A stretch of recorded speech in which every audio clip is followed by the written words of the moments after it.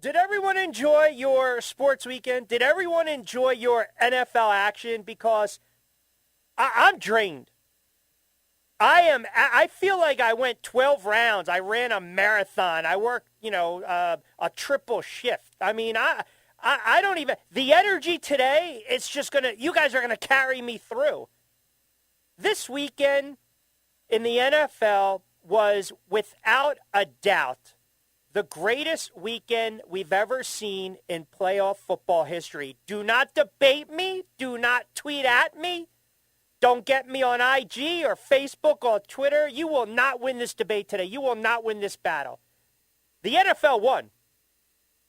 The NFL won over the weekend. Did we win our bets? Not so much. Men's and men's, but we'll talk about that as well. But, I mean, where do you start? Last night, you had an absolutely just bonkers, bananas, crazy, wild game. It was such high drama, not only on Saturday, but last night, where I'm watching. Let's start with the Bills and Kansas City, because the last several moments of that game, we knew it was going to be high scoring. We knew that it was going to be a shootout. I mean, you've got right now two young gunslingers that reside in the AFC, in Patty Mahomes and Josh Allen. And I thought Kansas City would make the plays that they needed to make. One of my keys to the game was I thought Mahomes, you can't let him improvise. I also thought if you're a Kansas City backer, you don't want Josh Allen's legs beating you. I mean, that game from the get-go was just crazy. It was back and forth. It was like a heavyweight title fight. All right, I knock you down. You get back up. Standing 8. You knock me down. I get back up. We exchange blows in the 7th, in the 8th, and the 9th. Then you start to get to the championship rounds. And typically the championship rounds, the rubber meets the road. And last night was no exception. I mean, last night, in the fourth quarter alone, 28 points scored. And I know the easy out today is to bitch, whine, complain, and moan about the overtime rules. That is the easy, lazy narrative and take. Oh, my goodness. Josh Allen didn't get the ball. He didn't have an opportunity. They stole one away from Josh Allen. No. I can't even go down that rabbit hole with you goofballs today, because if the Buffalo Bills would have done what they had to do and actually played some defense late, we're not even talking about this. We're praising a quarterback in Josh Allen, who, by the way, is brilliant. This kid is just guts. He's heart. He's skill. He's a great quarterback, man. But if the Buffalo Bills decided late in that game, where you knew the kicker was going to have a hand in it with Kansas City when he misses an extra point and 2 field goals, this is a 23-21 game. Then Kansas City kicks a field goal to make it 26-21. You think, all right, all is right. Nope. Here come the Bills now, led by Allen. They get the ball in the Buffalo 25 with under 9 to go.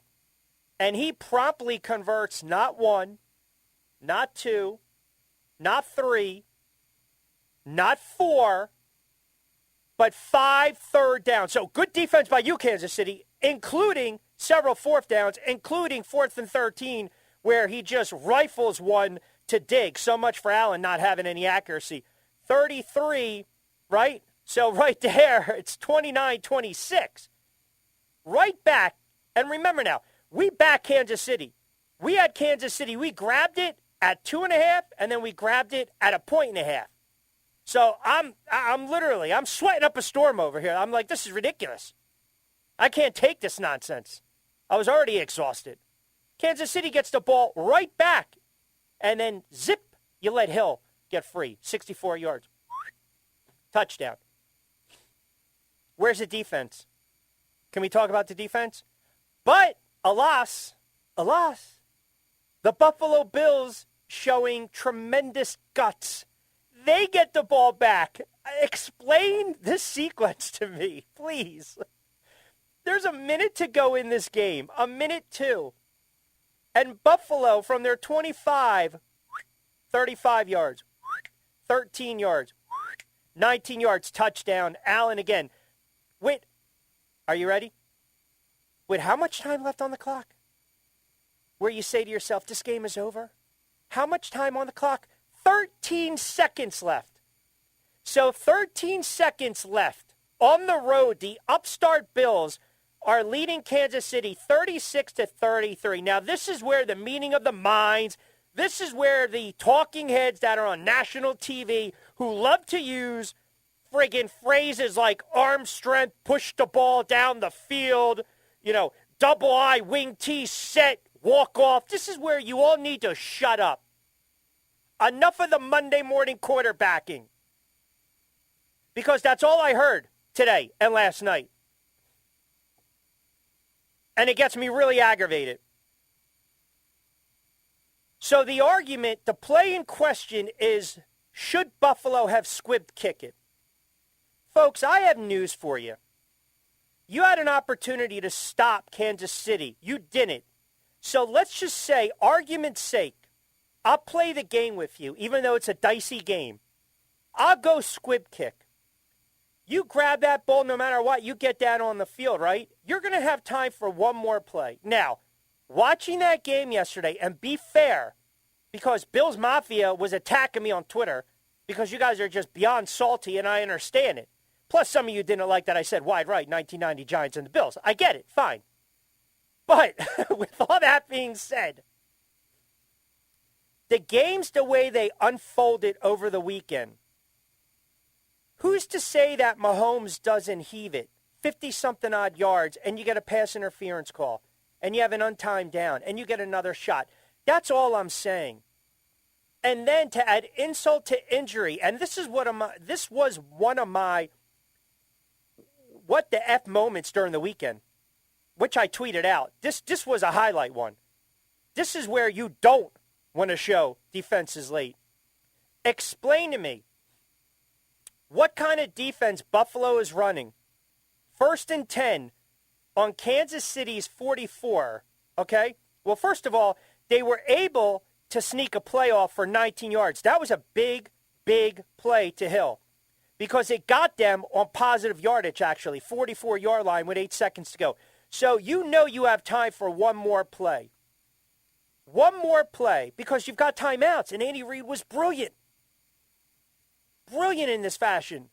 Kansas City takes a timeout with 8 seconds, right? And then Buffalo's like, wait, we got to take one too. So you've got Mahomes now, and the Buffalo Bills decide in their infinite wisdom, McDermott, I'm going to let Kelsey, of all players, get a free release. 25 yards, sets up the long field goal, 49er by Butker. I'm thinking to myself, I'm alive now with my ticket, right? Because now we're going into overtime. Kansas City gets the toss, and Buffalo is absolutely spent defensively. Now, this is where the people are going to come out and whine and cry, and I don't want to hear it. Man, you got to make a stop. You got to make a stop, and they didn't do it. They didn't do it. It was what? Hilaire for 4, right? Pringle for 5, Mahomes to Kelsey for 10, and then boom, the touchdown from 8 yards out. Kansas City moves on. And I think one of the most, I just think one of the most remarkable games I've ever seen. All you needed was one stop. That's it. One stop. So I don't want to hear this. And I'll tell you this, too, to be fair. If Josh Allen gets the ball in overtime and they go right down the field to Kansas City, I'm sorry. No one's going to feel bad for the Kansas City Chiefs. They're not. You guys aren't. You're just not. So all these people crying about it, your defense is out there. Make a play, man. Make a play. You want to feel bad for Buffalo? You want to feel bad for Josh Allen? Yeah, they choked. They choked, and Josh Allen didn't choke. Kid played magnificent. Patty Mahomes played magnificent. So you got that game right there, which you were already probably exhausted and spent. Then you turn around. How about the earlier game? The Rams and Tom Brady. Now, for all the backers out there who turned around, think about this. Matthew Stafford, who was getting crushed. And you guys are tweeting already at me, and this is great because I'm going to get into it with you. Trust me. Because, yeah, I stand by what I just said. Why? Because Patrick Mahomes didn't have an opportunity before. I don't care. Stop. It's ridiculous. We're not going to reinvent the wheel. So you got Stafford, who's been absolutely hammered over the course of his career. And here's another what do you thinking moment. They get out to that 20-3 lead against Tampa Bay, on the road, mind you. Then they go up 27-3. You think the game's pretty much over. You get the fumble. Tampa Bay's able to sneak in a touchdown, kick a field goal. Now you've got a game where, here we go again. Everyone was waiting for the Los Angeles Rams to tighten up a little bit. They're up 27-6, and you get that fumble, which changed the complexion of the game. Tampa gets a touchdown, then Tampa fumbles, then the Rams fumble, then you go downs, then you go miss field goal, then you go downs. It goes back and forth. Eventually, Tampa punches it in 27-20. Then it gets even more bizarre late in the game because you give Tom Brady 2.5 minutes. You know he's going to do some ridiculous damage. Fournette on a 4th and 1 from the Rams 9 when the whole world thought that Tom Brady was going to sneak it in. The whole world thought he was going to sneak it in. What do? They run Fournette off tackle for 9. It was a onions call by Arians and Tampa Bay. But you left Stafford too much time. 42 seconds to go. What's the one thing you can't do?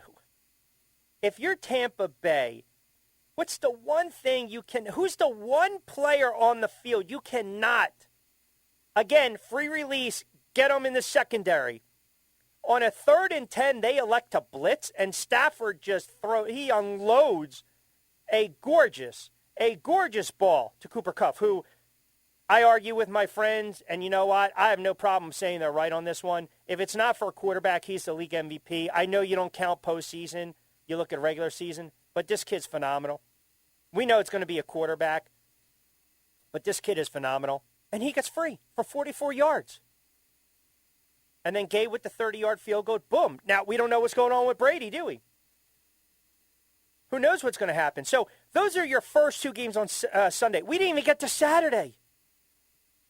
We haven't gotten into Saturday's games, which were just unbelievable. Unbelievable. I want to get to some of these tweets before we take a timeout real quick. Let me see what we got here. Still own the Bears. At Nothing in the Box chimes in. Q, agree with you 100%. Twice talking about the Bills defense. Kenneth on Twitter chimes in. At Ledoux264. I agree. I mean, how do you let Cooper Kupp open deep in a tie game? How do you let Mahomes beat you? Number 1 defense with 13 seconds. Total breakdown. No excuses. Let me see. Patrick on Twitter chimes in. Well said. It's lazy, hypocritical complaint by the Bills who are you-know-what hurt. Yeah, they are. I really don't believe that if this happened to Kansas City, we would be up in arms. I honestly, I don't believe it. I hear me out on this. Hear me out. I think people are up in arms because of the game that Josh Allen played. I think they're looking at Allen's performance and feeling Allen's coach, Allen's head coach, the coordinator. I'm telling you, they're probably looking at it and say, you know what? Yeah, I feel bad for you, Buffalo. I feel worse for Allen because he was let down. He was let down by his coach. He was let down by his defense. I think that's why people are sitting there saying, you got to change the overtime. You don't. Make a stop. Make a stop. And people don't want to hear that. Look, if that was my team, if that was the Giants and they lost like that, yeah, I would be devastated. I would be heartbroken. But, and I'm telling you, and I've never come on the air and said this, I've never said, well, change the rules. No, man, make a stop. Make a stop. You know, under the current overtime rules, there have been 163 overtime games, including the playoffs. Teams that have won the coin toss have a record of 86, 67, and 10 in those games. So they won 52% of the games.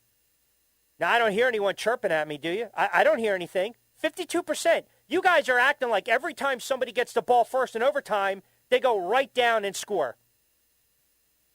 I don't hear anyone chirping now, do I? Because the numbers don't lie. The stats are right there.